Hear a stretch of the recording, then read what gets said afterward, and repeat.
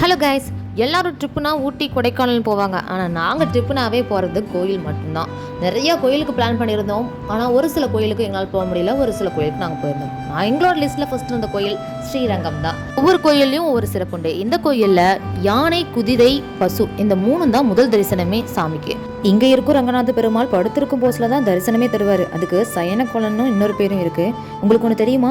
இங்கே பழைய காலத்தில் தானிய களஞ்சியம் இருந்துச்சு. அதாவது அரிசி, பருப்பு எல்லாம் சேமிக்க பெரிய கிணறு மாதிரி ஒரு ஸ்டோரேஜ். அதுவும் அரிசி கெட்டாமல் இருக்க ஸ்பெஷல் டிசைன்டு. அப்பயே அட்வான்ஸ் ஸ்டோரேஜ் சிஸ்டம் இருந்துச்சுன்னா ரொம்ப ஆச்சரியம் தானே சயின்ஸுங்க.